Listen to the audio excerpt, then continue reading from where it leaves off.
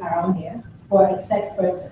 Okay, so this month is actually my 7-year anniversary at Futuresoft. So I guess it's good enough for me to stay this long. And I think technology is something that is growing in Nigeria. About I would say 2.5 years ago, we saw a drastic jump, and that was about the same time as content media came into the market. So the demand actually increased at that point because more and more people understood that an online platform can actually help their business and that can actually, put their business out there and reach way more people than before. So since then, I honestly don't have anything to complain about, and I believe that it can only get better the more awareness there is about technology. I think that awareness is definitely growing in just the general population. The decision makers are getting younger and younger, so they use technology in their day-to-day lives. So, in my opinion, technology is definitely a field to watch out for in the next couple of years. Okay, great. Yeah, so let's hear your story. How did Nkemdilim get into the tech world, really? Where did it start for you, and where else have you worked before Futuresoft? Okay, so I would say it started from the cradle. My dad eats, sleeps, and breathes IT, and he basically made sure that I had computers. I've had a computer since I was 3 years old, and it wasn't just to play games. For him, it's okay. You need to know how to use a computer properly, or whatever it is that you're doing, even if you don't really have to do it. Use the computer for that kind of. I guess I was also interested and I was curious, and as operating systems became more and more advanced, computers became more and more fun, and there were more programs. So that's basically how I kind of fell in love with tech. Then I studied bioinformatics, which is a double major in computer science and biology, and I worked in research for a couple of years. Then I worked in a pharmaceutical company doing drug discovery, but basically using programs or writing programs to aid the drug discovery process. After that, I moved back to Nigeria and I worked for a startup called DeepSoft. They were working at localizing a version of Linux for the Nigerian market and basically translating it into the 3 major languages. After that, I worked for Specialized Outsourcing, which is a recruitment company, but I was actually building their recruitment portal for them. And after that, I decided that it's time to spread my wings, and that's when I basically moved into Futuresoft. And running a business in technology at two. But then, although they're related, and you started a business and you've run it for like 7 years now, I'm sure there are things that you didn't know when you started. You probably felt that the passion was going to guide you through another, and then you got into it and you started running as a business, you realized that it was different. Tell us about those things.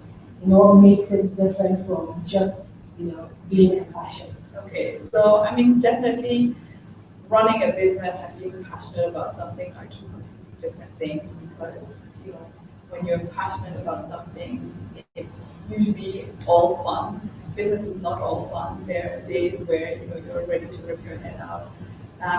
There are clients who are extremely difficult that you have to deal with. So I think it's a growth process. My business partner always tells me, it's like, you have grown so much and you have changed so much in the last couple of years, because of the way that I interact with clients now.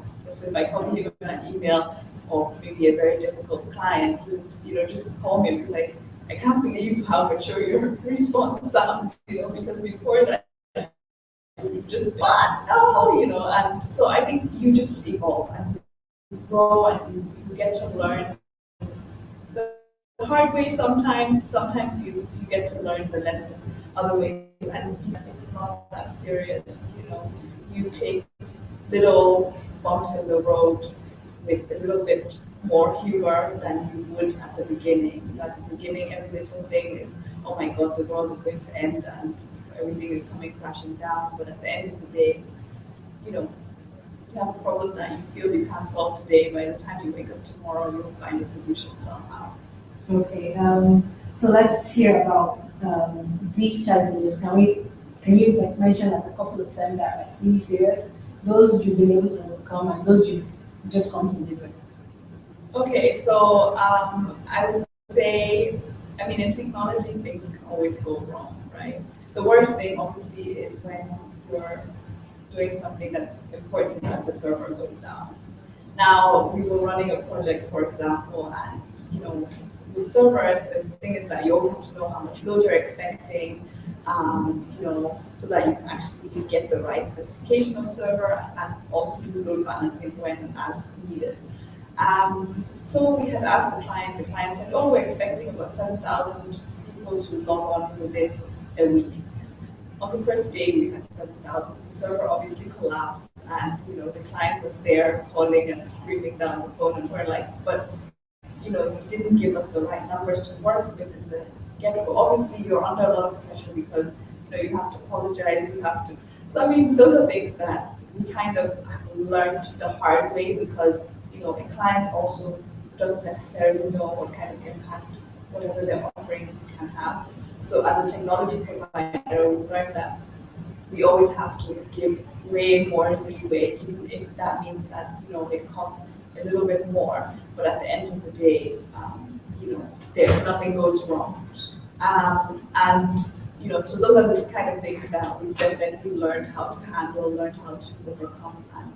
But a lot of these things are just trial and error. Obviously, service have gotten much better than 7 years ago as well.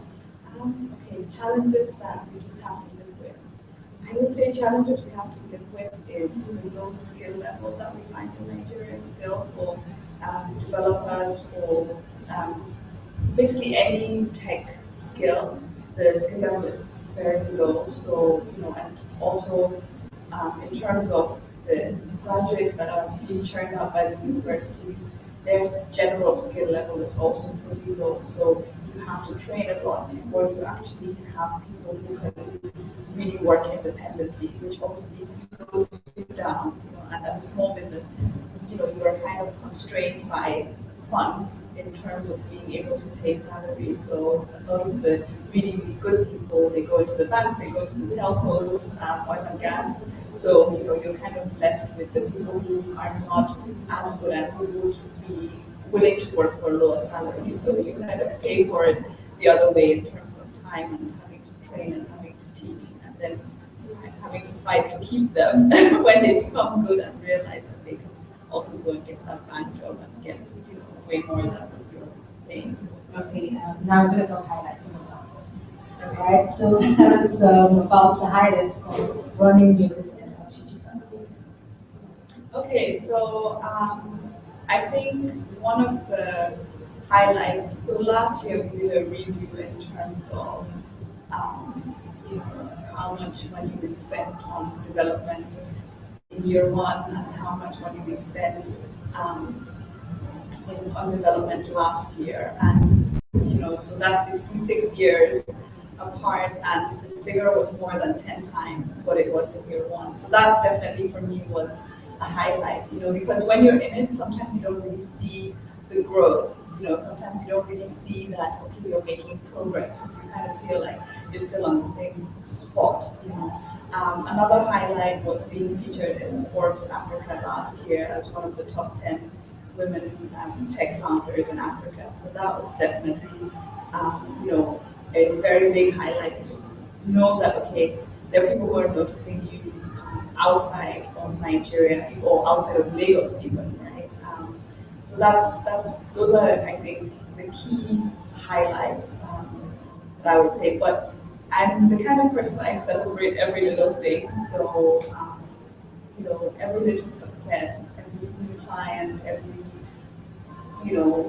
every month that you are able to pay your salaries, pay all your expenses without any trouble, those are little successes, right? Because that 6 years ago, it just wasn't like that. The money wasn't coming in, and you were putting more of your own money in than actually gaining anything. So I think getting to the point where you have stability, where you have, have a little bit of rest of mind because you know that you've built a business that is sustainable, where you have returning and recurring income from different sources that just comes, every month as long as you do your job well. So I think those are the key things that any business should really celebrate. But obviously, when you get to that point, you also are looking at, okay, what next? So that's kind of where we are now. Okay. What kind of people do you hire at Future Social? I'm talking about technical skills, not just, what kind of people do you hire? Okay, so What kind of graduates? okay, so computer science graduates, if it's for a technical role. If it's for more of a project management role, then the technical background only becomes important when you actually have to learn the skill and learn how to speak the language. But the project managers, more or less, they interact with the client directly.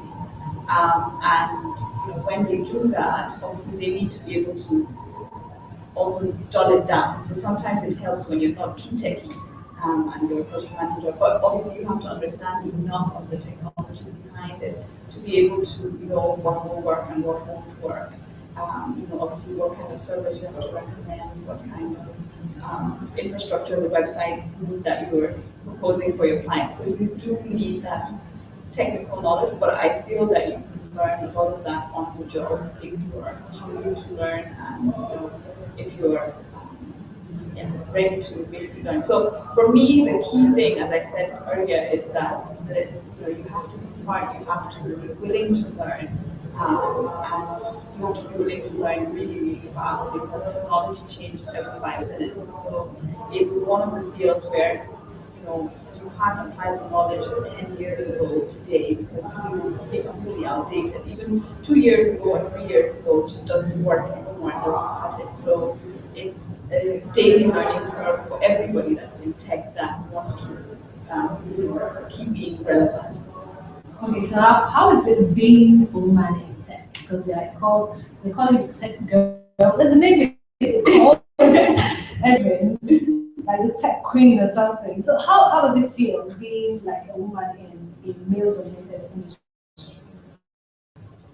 Okay, so I don't know. I get asked this question a lot, and for me, I didn't grow up with this is for boys, this is for girls, gender divide. So I've always competed against whoever is good.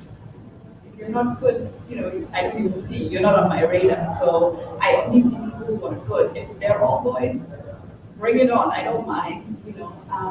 Obviously there are challenges because a lot of people, they feel like you have to have an IT guy.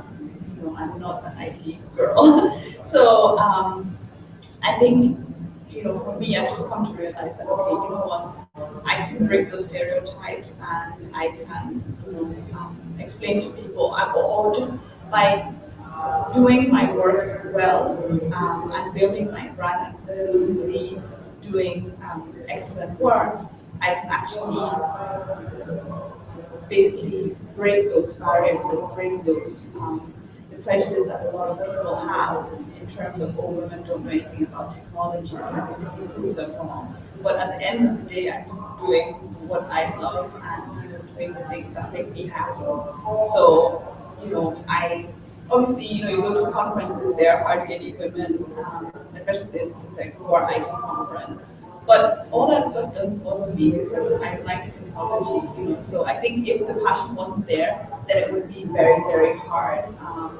I think also if you're running your own business, it's obviously easier as well because there's no one that you have to, kind of compete against or fight against within the organization.